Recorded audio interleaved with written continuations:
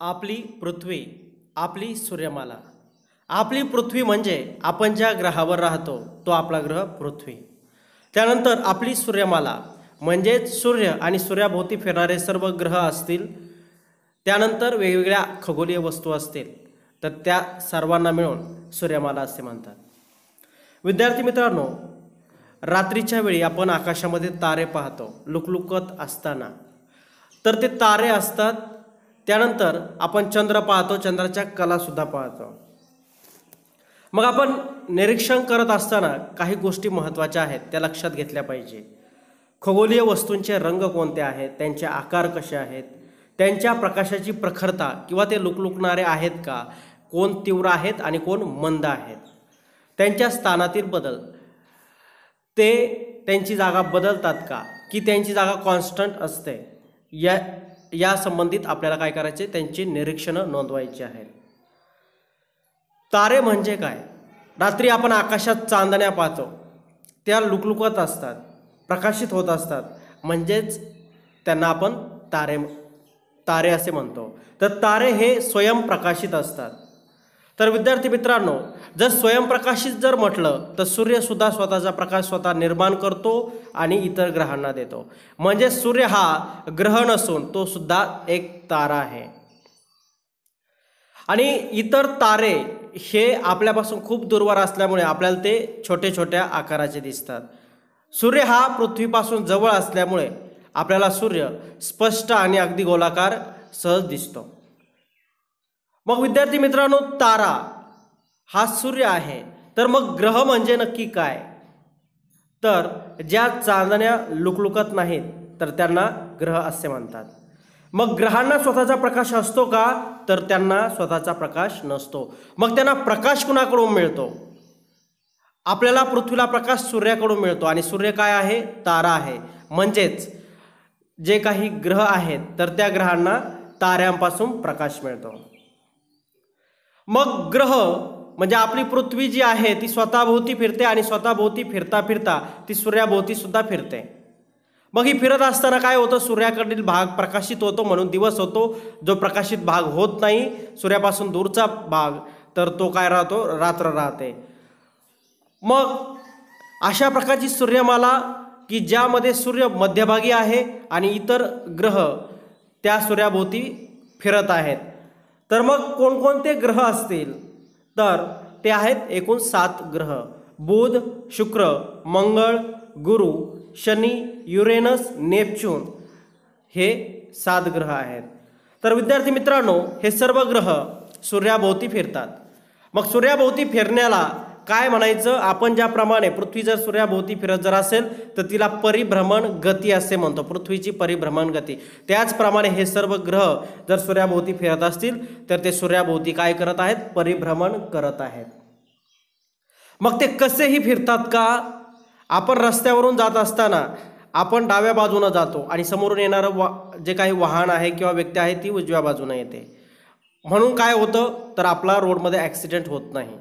तसेच ग्रह स्वयंशिस्तीनं ते एका विशिष्ट मार्गावरून जात असतात आणि त्यांचा सूर्याभोवती फिरण्याचा जो काही विशिष्ट मार्ग आहे त्या मार्गालाच त्या ग्रहाची कक्षा असे म्हणतात. मग सूर्य आणि सूर्याभोवती फिरणारे सर्व ग्रह मिळून आपली सूर्यमाला बनते.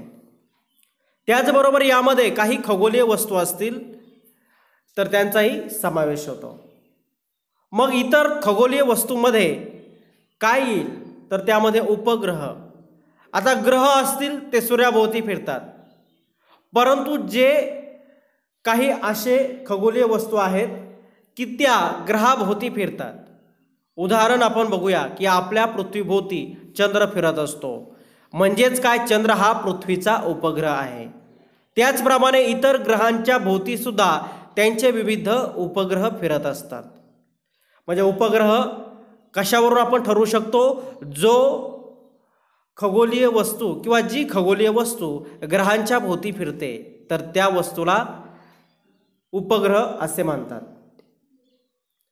त्यानंतर बटुग्रह. सूर्याभोवती प्रदक्षिणा घालणाऱ्या काही लहान आकाराच्या खगोलीय वस्तू आहेत, त्यांना काय म्हणतात? बटुग्रह. तर यामध्ये प्लुटोसारख्या खगोलीय वस्तूचा समावेश होतो. काही काळापूर्वी आपण प्लुटो हा ग्रह मानत होतो, पण तो ग्रह नाही हे डिक्लेअर केल्यानंतर आपण त्याला काय म्हणतो, आता बटू ग्रहामध्ये त्याला काउंट करतो. त्यानंतर बटू ग्रह सूर्याभोवती स्वतंत्रपणे परिभ्रमण करतात. हे सर्व सूर्याभोवती फिरतात, म्हणून हे सर्व ग्रह असतील, उपग्रह असतील, हे सूर्याभोवती परिभ्रमणच करत असतात. बटू ग्रहांना स्वतःची कक्षा असते, तर त्यांनाही असते, ग्रहांनाही स्वतःची कक्षा असते.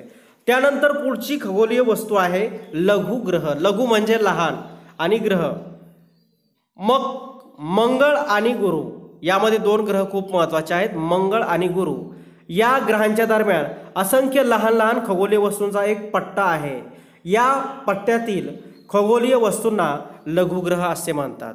म्हणजेच मंगळ आणि गुरु या ग्रहांच्या दरम्यानचा जो काही पट्टा आहे, त्या पट्ट्यातील सर्व खगोलीय वस्तूंना लघुग्रह असे म्हणतात.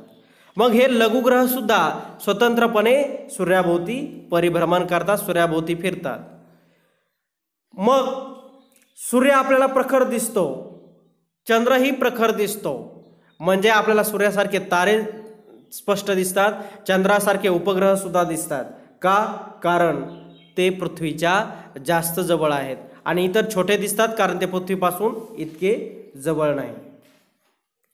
मग विद्यार्थी मित्रांनो, आपण सूर्यमालेमध्ये कोणता ग्रह कोणत्या ठिकाणी आहे हे वरील चित्राच्या आधारे बघू शकतो. की सूर्याच्या सर्वात जवळचा ग्रह कोणता, पृथ्वी सूर्यापासून कितव्या स्थानावर आहे, पृथ्वी व बुध यांच्या दरम्यानचा ग्रह कोणता, मंगळ ग्रहाच्या कक्षेच्या बाहेर असणाऱ्या ग्रहांची नावे कोणकोणती आहेत, क्रमाने लिहा. सूर्यापासून सर्वात दूरचा ग्रह कोणता, हे वरील चित्रावरून आपण ठरवू शकतो. त्यानंतर गुरुत्वाकर्षण. आता या शब्दामध्ये गुरुत्व आणि आकर्षण, आकर्षण म्हणजे खेचून घेणं. तर मग गुरुत्वाकर्षण ही काय आहे, शक्ती आहे की इतर वस्तूंना स्वतःकडे खेचून घेणं. ज्याप्रमाणे चुंबक लोखंडाला खेचून घेतं, त्याप्रमाणे ह्या ग्रहामध्ये, सूर्यमालेतील सर्व ग्रहामध्ये किंवा खगोलीय वस्तूंमध्ये गुरुत्वाकर्षण प्रत्येकामध्ये आहे. मग ते त्या आधारे काय त्यांना फायदा होत असेल किंवा ते काय करत असतील, तर ते इतर ग्रहांना सुद्धा स्वतःकडे खेचतात. आणि ह्या गुरुत्वाकर्षण शक्तीमुळे तर जे ग्रह आहेत तर ते सूर्याभोवती एका ठराविक अंतरावरून ठराविक कक्षेत परिभ्रमण करत असतात, आणि याच पद्धतीने उपग्रहसुद्धा ग्रहांभोवती परिभ्रमण करतात. जर हे गुरुत्वाकर्षण नसतं तर ग्रह कोणताही कुठेही सटकला असता, इकडं तिकडं एकमेकावर आदळला असता. जर विशेष प्रकारचं गुरुत्वबल जर असेल तर ते ग्रह एकमेकांपासून ठराविक अंतरामध्ये प्रॉपर सेट होतात, एका ठिकाणी निश्चित होतात आणि ते फिरत राहतात. त्यानंतर पुढील गोष्टी कोणत्या दिशेने पडतात. जर झाडावरून एखादं फळ पडलं तर ते जमिनीकडे जातं. मग ते जमिनीकडेच का जातं? पाऊस पडत असताना तो खालीच का पडतो? डोंगरावरून घरंगळलेला जो काही दगड आहे तर तो जमिनीवरच खाली का येतो, खोलदरीतच का जातो? तर याचं सर्वांचं उत्तर आहे की पृथ्वीच्या अंगी असणारं गुरुत्वाकर्षण बल त्या वस्तूंना स्वतःकडे खेचून घेतं. त्यानंतर अवकाश ही संकल्पना आहे. अवकाश म्हणजे अतिशय पोकळी, अतिशय विस्तारित आणि दीर्घ अशी पोकळी. म्हणजेच काय, तर ग्रह तारे यांच्या दरम्यान असणारी रिकामी जागा म्हणजेच अवकाश. यालाच आपण अंतराळ असे म्हणतो. मग अंतराळावरून अंतराळ यान, त्यानंतर अंतराळवीर हे सुद्धा शब्द आपल्या परिचयाचे आहेत, नेहमी ऐकण्यातले आहेत. विद्यार्थी मित्रांनो, आपण चंद्र पाहतो, सूर्य पाहतो, वेगवेगळे तारे पाहतो, त्यांच्याविषयी आपल्याला कुतूहल असतं. तो तिथं गेल्यावर कसा असेल, आपण त्याच्यावर जाऊ शकतो का? हाच विचार जेव्हा माणसानं केला तेव्हा त्यानं चंद्रावर जाण्यासाठी, त्यानंतर मंगळावर जाण्यासाठी विविध आणि आकाशाचं संशोधन करण्यासाठी त्यानं काय केलं, विविध मोहिमा आखल्या, आणि त्यामध्ये तो सक्सेस देखील झालेला आहे. तर मग पृथ्वीकडं गुरुत्वाकर्षण शक्ती आहे, आणि आपल्याला जर दुसऱ्या ग्रहावर जायचं असेल तर आपल्याला असं काही मशीन तयार करायचं आहे, असं काही वाहन तयार करायचं आहे की ते पृथ्वीच्या विरुद्ध दिशेला जाईल, गुरुत्वाकर्षण दिशेच्या विरुद्ध दिशेला जाईल, आणि म्हणजेच ते पृथ्वीच्या कक्षेच्या बाहेर जाईल आणि इतर ग्रहावर ते सहज जाऊ शकतं. आपण त्या ग्रहांचा अभ्यास करू शकतो. आणि मग त्यासाठी काय, ते यान तयार करत असताना त्यामध्ये एक तंत्र वापरलं गेलं. तर त्या तंत्रामध्ये विशेष तंत्रज्ञान असं होतं की पृथ्वीच्या गुरुत्वाकर्षण शक्तीच्या विरुद्ध शक्ती त्यामध्ये वापरली आणि त्या तंत्राला अवकाश प्रक्षेपण तंत्र असे म्हणतात. तर आपल्याला काही गोष्टी माहिती असायला हव्यात की भारतामध्ये मग नक्की हे संशोधन कोण करत असेल. अवकाश यानाविषयी, अवकाशाविषयी, विविध याने पाठवण्याविषयी कोणती संस्था अशी असेल की ती यासाठी अभ्यास करत असेल, संशोधन करत असेल, तर ती आहे इस्रो. आपण बऱ्याच वेळेला इस्रोचं यश अशा प्रकारच्या बातम्या ऐकलेल्या असतात. मग ती इस्रो नक्की काय आहे, तर इस्रोचा लॉंग फॉर्म जो आहे तो आहे Indian space research organisation. Indian म्हणजे भारतीय, स्पेस मीन्स अवकाश, रिसर्च म्हणजे संशोधन आणि ऑर्गनायझेशन मीन्स संस्था. मग ही संस्था काय करते, तर चंद्रावर या संस्थेनं 22 ऑक्टोबर 2008 रोजी यान सोडले होते. चंद्रयान 1 या नावाने ही मोहीम ओळखली जाते आणि ती मोहीम आखली होती. मंगलयान हा भारताचा आणखी एक महत्त्वाचा उपक्रम आहे. हा उपक्रम MOM means Mars orbit mission. आता मार्स म्हणजे काय, मंगळ, ऑर्बिट म्हणजे कक्षा आणि मिशन म्हणजे चंद्राची जी काही कक्षा आहे त्या कक्षेभोवती फिरणारं आपल्याला यान किंवा उपग्रह, आपल्याला तो उपग्रह करायचा होता त्याविषयी. 5 नोव्हेंबर 2013 रोजी मंगळयान मंगळ ग्रहाच्या दिशेने झेपावले. हे यान मंगळ ग्रहाभोवतीच्या कक्षेमध्ये 24 सप्टेंबर 2014 रोजी प्रस्थापित झाले. पहिल्याच प्रयत्नामध्ये इस्रोने हे यश प्राप्त केले आहे. भारताची ही दोन्ही याने मानवविरहित आहेत. ज्याप्रमाणे विमान चालवण्यासाठी पायलट असतो त्याचप्रमाणे अंतराळ चालवण्यासाठी अंतराळवीर असतो, ते चालवण्यासाठी सुद्धा तज्ज्ञ व्यक्ती असतो. परंतु या दोन्ही मोहिमामध्ये मानवविरहित म्हणजे माणसाचा वापर केलेला नाही. त्या यानामध्ये कुठल्याही प्रकारची व्यक्ती बसून गेलेली नाही, तर ते यान पूर्ण इस्रोद्वारे कम्प्युटरद्वारे ते कंट्रोल केलेलं होतं. चंद्र व मंगळाच्या सखोल अभ्यासासाठी ही याने पाठवलेली आहेत. त्यानंतर विद्यार्थी मित्रांनो, आपण दिवाळीच्या वेळी रॉकेट आणतो, त्याला पेटो, त्याचा आकार पहा, एक दांडी असते, वर त्रिकोणाकृती असतं आणि मग दंडगोलाकृती असतं. आपण जेव्हा त्याला मॅस्टिक बॉक्सनं पेटवतो त्यावेळेस ते उंच आकाशात जातं. उंच आकाशात जात असताना ते आवाज करत जातं, त्याचबरोबर ते काय करतं, विशेष प्रकारचा धूर किंवा विशेष ठिणग्या सोडत जातं आणि ते एकदम जोरात वर जातं. वर गेल्यानंतर स्फोट होतो. हेच तंत्रज्ञान वापरून, तोच विचार करून आणि रॉकेटसारखीच रचना तयार करून काय तयार केलं गेलं, अग्निबाण तयार केला गेला की ज्याच्या सहाय्यानं काय केलं गेलं, अवकाशयानाचं अवकाशात प्रक्षेपण करण्यासाठी त्याचा वापर केला, म्हणजेच अग्निबाणांचा. त्यालाच आपण साध्या भाषेमध्ये रॉकेट असंही म्हणतो. मग या रॉकेटमध्ये इतक्या वर जाण्यासाठी कशाची गरज असेल असाही प्रश्न पडेल. तर त्याचा विशिष्ट आकार असतो. त्यानंतर त्याच्यामध्ये ते जे काही रॉकेट आहे, जे काही अग्निबाण आहे, तो त्याच्यामध्ये सॅटेलाईट असतं आणि तो अग्निबाण पृथ्वीच्या बाहेर अवकाशयानाला घेऊन जात असतो. मग त्या रॉकेटमध्ये काय नक्की असेल, तर प्रचंड प्रमाणामध्ये त्यात इंधन असते आणि ते जाळलं जातं आणि त्याचा फोर्स एवढा असतो की ते पृथ्वीच्या गुरुत्वाकर्षण शक्तीच्या विरुद्ध खूप जोरात काम करून अवकाश मोहिमा किंवा अवकाशयाने अवकाशामध्ये पाठवण्यास मदत करतात. मग 20व्या शतकामध्ये अनेक देशांनी, आज आपण बऱ्याचशा बातम्या ऐकतो की बऱ्याचशा देशांनी ह्या सर्व अवकाश मोहिमा यशस्वी केलेल्या आहेत आणि वेगवेगळे तंत्रज्ञान त्यांनी शोधून काढलेले आहे. त्याचप्रमाणे आज शेकडो अवकाशयाने अवकाशात पाठवलेली आहेत. आपला देश तर संपूर्ण जगामध्ये भारत हा अतिशय यशस्वी देश समजला जातो अवकाश संशोधनाच्या बाबतीत. विद्यार्थी मित्रांनो, मग फक्त पाठवली, काही अवकाशाने फक्त पाठवली असं होत नाही, तर काही पुन्हा मागं येतात आणि काही संशोधनासाठी त्याच ठिकाणी ठेवली जातात. मग त्या ठिकाणी जी ठेवलेली आहेत तर ती काय करतात, ती कम्प्युटरच्या तंत्रज्ञानाच्या सहाय्याने, वेगवेगळ्या इमेज कॅमेऱ्यांच्या सहाय्याने वेगवेगळे फोटो आपल्याला पृथ्वीवर इस्रोला पाठवत असते. त्याचा वापरही आपल्याला वेगवेगळ्या क्षेत्रामध्ये होतो ते आपण पाहणार आहोत. तर विद्यार्थी मित्रांनो, या कृत्रिम उपग्रहांचा जो काही उपयोग आहे तर तो कशासाठी केला जातो? शेतीसाठी केला जातो, पर्यावरणाचे निरीक्षण करण्यासाठी, हवामानाचा अंदाज घेण्यासाठी, नकाशे तयार करणे, पृथ्वीवरील पाणी व खनिज संपत्तीचा शोध घेणे व संदेशवहन करण्यासाठी कृत्रिम उपग्रह पाठवतात. पृथ्वीभोवती एका परिभ्रमण कक्षेत ते काय केले जातात? स्थापन केले जातात.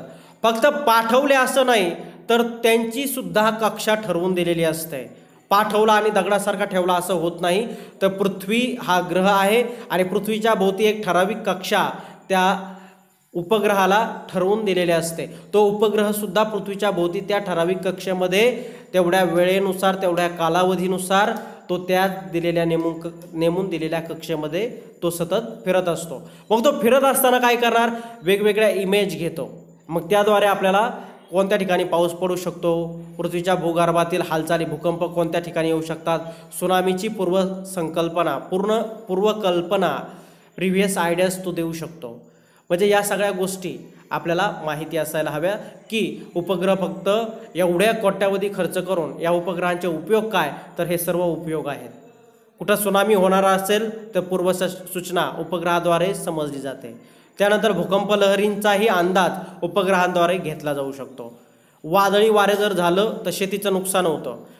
त्यानंतर हवामान खात्याला अचूक अंदाज बांधण्यासाठी हे सॅटेलाईट खूप महत्त्वाचं असतं. वाऱ्यांची दिशा, वाऱ्यांचे दाब, कोणत्या दिशेला वारा आहे, मग त्यानुसार चक्रीवादळ आहेत का, सुनामी आहेत का, गारपिटीचा पाऊस येईल का, अशा प्रकारचे सर्व अंदाज त्या सॅटेलाईटनं दिलेल्या माहितीद्वारे आपल्या तज्ज्ञ व्यक्तींना बांधता येतात आणि त्याद्वारे आपण आपली प्रिकॉशन घेऊ शकतो. त्यानंतर आपल्याला माहिती असायला हवं की भारत देशांचे काही सुपुत्र आहेत की ते अंतराळवीर म्हणून संपूर्ण विश्वामध्ये प्रसिद्ध आहेत. मग त्यांच्यापैकी राकेश शर्मा 1984 साली अवकाशात जाणारे हे पहिले भारतीय अंतराळवीर होते. इस्रो व सोव्हिएत इंटरकॉस्मॉस यांच्या संयुक्त अंतराळ मोहिमेसाठी अवकाश स्थानकात त्यांनी 8 दिवस वास्तव्य केले. म्हणजे किती दिवस? 8 दिवस. आणि कोणकोणत्या 2 संस्थांनी त्यासाठी प्रयत्न केलेले होते? इस्रो म्हणजे आपली भारताची जी आहे इंडियन स्पेस रिसर्च ऑर्गनायझेशन, तर ती, आणि सोव्हिएत इंटरकॉस्मॉस ही जी आहे, तर या दोघांनी मिळून ते कार्य केलेलं होतं. ती मोहीम आखलेली होती. मग अवकाशामधून भारत देशाकडे, आपल्या भारत मातेकडे पाहत असताना त्यांनी भारतीयांना उद्देशून एक गीत म्हटलं. तर ते गीत कोणतं होतं? तर सारे जहां से अच्छा हिंदुस्तान हमारा, या गीताचा संदेश त्यांनी पाठवलेला होता. त्याचप्रमाणे कल्पना चावला त्यांचंही पुस्तक आहे, त्यांच्याविषयी लिहिलेलं, ते आपण वाचायला हवं. आणि अजूनही आहेत सुनीता विल्यम्स, भारतीय वंशाच्या आहेत, तर त्यासुद्धा अतिशय महत्त्वाचं कार्य अवकाश संशोधनामध्ये त्यांचंही कार्य तितकंच महत्त्वाचं आहे. विद्यार्थी मित्रांनो, पृथ्वीसारखी सजीवसृष्टी असलेला एकही ग्रह आजपर्यंत तरी सापडलेला नाही. म्हणजे पृथ्वी एकमात्र असा ग्रह आहे त्यावर सजीवसृष्टी आहे. इतर ग्रहावर सजीवसृष्टी नाही. वेगवेगळे धातू आहेत, वेगवेगळे खडक आहेत, वेगवेगळे पदार्थ त्या ठिकाणी आहेत, परंतु पृथ्वीसारखं वनस्पती, प्राणी किंवा इतर सर्व जीव घटक जे आहेत ते त्या ठिकाणी नाहीत, असं शास्त्रज्ञांना, संशोधकांना जाणवलेलं आहे. मग विद्यार्थी मित्रांनो, या पाठामध्ये आपण काय शिकलो? तर सूर्य हा तारा आहे, तो ग्रह नाही. आपण सहज म्हणून जातो सूर्य हा ग्रह नाही, ग्रहमालेतला तो आहे, परंतु तो तारा आहे. सूर्यमालेतील इतर सर्व खगोलीय वस्तूंना सूर्यापासून प्रकाश मिळतो. आपली सूर्यमालेमध्ये सर्वांना जो काही प्रकाश देतो तो सूर्य देतो. तो तारा आहे, तारे स्वयंप्रकाशित असतात, हे आपण पाहिलेलं आहे. आणि सूर्य संपूर्ण ग्रह असतील, उपग्रह असतील, बटुग्रह असतील, त्याचप्रमाणे सेलेशियल बॉडीज मीन्स खगोलीय वस्तू ज्या असतील तर त्या सर्वांना सूर्यापासूनच प्रकाश मिळतो. सूर्य आणि त्याच्या भोवती परिभ्रमण करणारी पृथ्वी, इतर 7 ग्रह, उपग्रह, बटुग्रह आणि लघुग्रह यांना एकत्रितपणे सूर्यमाला असे म्हणतात. आपल्या सूर्यमालेत काय आहे? तर आपल्या सूर्यमालेत केंद्रस्थानी सूर्य आहे, सूर्याच्या भोवती फिरणारे ग्रह आहेत, त्या ग्रहांच्या भोवती फिरणारे जे आहेत ते उपग्रह आहेत, जे काही बटुग्रह आहेत, त्याचप्रमाणे इतरसुद्धा लघुग्रहसुद्धा त्या ठिकाणी आहेत आणि या सर्वांना मिळून आपली सूर्यमाला असे म्हणतात. गुरुत्वाकर्षणामुळे पृथ्वीवरील वस्तू पृथ्वीवरच राहतात. आपण चालतो, आपण जर या ठिकाणी जर चालत गेलो तर आपण किती उडी मारली तरी खालीच पडतो, बरोबर. म्हणजेच कशामुळे, तर पृथ्वीच्या अंगी असणाऱ्या गुरुत्व शक्तीमुळे. मग अवकाशात उडणारी जी काही याने असतील, आकाशामध्ये उडणारी जी काही विमाने असतील, हेलिकॉप्टर्स असतील, तर ती सर्वजण काय आहेत, गुरुत्वाकर्षण शक्तीच्या विरुद्ध काम करतात, म्हणून ती आकाशात उडतात, अवकाशामध्ये ती जाऊ शकतात, अन्यथा ती जाऊ शकली नसते. त्याचबरोबर अवकाश भ्रमण करण्यासाठी पृथ्वीच्या गुरुत्वाकर्षणाच्या बाहेर पडावे लागते. त्यासाठी अग्निबाणाचे तंत्रज्ञान वापरतात. मग अग्निबाणामध्ये सगळ्यात महत्त्वाची गोष्ट काय, गुरुत्वाकर्षण शक्ती ती किती प्रमाणात आहे. मग आपल्याला त्या गुरुत्वाकर्षण शक्तीच्या कितीतरी पट आपल्याला त्या ठिकाणी दुसरा शक्ती लावावी लागेल. मग ती शक्ती अग्निबाणामध्ये वापरली जाते की जी गुरुत्वाकर्षण शक्तीच्या विरुद्ध कार्य करते आणि ती वर, त्यामुळे त्या अवकाशयान जे आहे, म्हणजेच जो काही अग्निबाण आहे, तर तो अवकाशयानासहित आकाशामध्ये जाऊ शकतो, अवकाशामध्ये जाऊ शकतो. तर विद्यार्थी मित्रांनो, अशा प्रकारे आज आपण हा पाठ पाहिला. या पाठावर आधारित आपल्याला विविध ग्रहांविषयी माहिती घ्यायची आहे. त्यांचं वजन किती आहे, त्यांचे परिभ्रमण कशा प्रकारे होतं, त्यांचं परिवलन, त्यानंतर परिभ्रमण आणि परिवलन आणि परिभ्रमण कालावधी नक्की किती आहे, याविषयी सुद्धा आपल्याला अभ्यासायचं आहे. मग त्यासाठी आपण इंटरनेटची मदत घेऊ शकतो. इंटरनेटवर जाऊन आर्थ सोलार सिस्टम असं टाईप करायचं किंवा आपली सूर्यमाला, तुम्हाला संपूर्ण त्याची डिटेल माहिती मिळून जाईल. विद्यार्थी मित्रांनो, काही काय आहेत या ठिकाणी, मी कोण, आता आपण ओळखूया. पृथ्वीवरून तुम्ही मला पाहता, तुम्हाला दिसणाऱ्या माझ्या प्रकाशित भागात नियमितपणे बदल होतो. म्हणजे काय, प्रकाशित भागामध्ये नियमित बदल होतो. म्हणजे मी कधी कमी दिसतो प्रकाशित, कधी जास्त प्रकाशित दिसतो. पण माझा काही भाग, म्हणजे आपण चंद्रकला पाहतो, कधी कमी भाग दिसतो, कधी पूर्ण पौर्णिमेला पूर्ण असतो, तर वेगवेगळ्या ठिकाणी पंचमी, षष्ठी, सप्तमी, अष्टमी अशा प्रकारे त्याच्या वेगवेगळ्या कला होत जातात. मी स्वयंप्रकाशी आहे. माझ्यापासून निघणाऱ्या प्रकाशामुळेच ग्रहांना प्रकाश मिळतो. मग मी स्वयंप्रकाशी तारा असतो, हे आपल्याला माहिती आहे. आणि मग मी जर स्वयंप्रकाशी जर असेल तर मी काय आहे, सूर्य आहे, हे आपण नक्की. आणि कारण सूर्यापासूनच प्रकाश इतर ग्रहांना मिळतो, म्हणजे सूर्यमालेतील ग्रहांना मिळतो. मी स्वतःभोवती, ग्रहाभोवती आणि ताऱ्याभोवतीही फिरतो. मी स्वतःभोवती फिरतो, ग्रहाभोवती फिरतो आणि ताऱ्याभोवती सुद्धा फिरतो. मग तो कोण असेल, स्वतःभोवती तर कोण फिरतं, सूर्य सोडून बाकी इतर सर्वच फिरत असतील, बरोबर. ग्रह फिरत असतील, उपग्रह सुद्धा फिरत असतील. ग्रहाभोवती फिरतो म्हणजेच काय, उपग्रह सुद्धा ग्रहाभोवती फिरतो आणि ताऱ्याभोवती सुद्धा फिरतो. असेल चंद्र असेल की इतर असतील, व उपग्रह येईल की बटुग्रह येईल की लघुग्रह येतील, आपल्याला शोधायचं आहे. मी स्वतःभोवतीही फिरतो आणि ताऱ्याभोवतीही प्रदक्षिणा घालतो. आता मी स्वतःभोवती सुद्धा फिरतो आणि ताऱ्याभोवती प्रदक्षिणा घालतो, म्हणजे मी कुठलाही ग्रह आहे आणि मी घालते, प्रदक्षिणा घालते, मी फिरते, परिभ्रमण करते, परिवलन करते. असं जर असतं तर पृथ्वी आली असती. मग कुठलाही ग्रह जर असेल तर जो स्वतःभोवती फिरतो आणि ताऱ्याभोवती म्हणजे सूर्याभोवती सुद्धा प्रदक्षिणा घालतो. माझ्यासारखी सजीवसृष्टी इतर कोणत्याच ग्रहावर नाही. मग ही काय आहे, आपली पृथ्वी. मी पृथ्वीपासून सर्वात जवळचा तारा आहे. ग्रह विचारलेला नाही, तर त्या ठिकाणी विचारलेला आहे तारा. पृथ्वीपासून सर्वात जवळचा तारा कोणता आहे, मग तुम्ही निरीक्षण करून त्याचं अचूक उत्तर द्यायचं आहे. त्यानंतर आपल्याला काही गोष्टींचा विचार करायचा आहे की अवकाश प्रक्षेपणामध्ये रॉकेट का वापरतात. जर रॉकेट वापरलं नाही तर गुरुत्वाकर्षण शक्तीच्या विरुद्ध तो अवकाशयान जे आहे ते दुसऱ्या ग्रहावर पाठवता येणार नाही. त्यानंतर अजून काय काय गोष्टी असतील या तुम्ही इंटरनेटच्या सहाय्यानं सर्च करायच्या आहे. देन नेक्स्ट, कृत्रिम उपग्रह कोणकोणती माहिती देतात. आपण पाठामध्ये अभ्यासलेलं आहे की सगळ्या भूकंप, सुनामी यांच्या पूर्वसूचना देणं, हवामानाचा अंदाज देणं, या सर्व गोष्टी उपग्रहांच्या मदतीनं होतात. मग ते अजून कोणकोणती माहिती देत असतील त्याचा तुम्हाला अभ्यास करायचा आहे. इंटरनेटच्या सहाय्यानं तुम्हाला सर्च करायचं आहे. तर विद्यार्थी मित्रांनो, अशा प्रकारे आज आपण हा पाठ अभ्यासलेला आहे.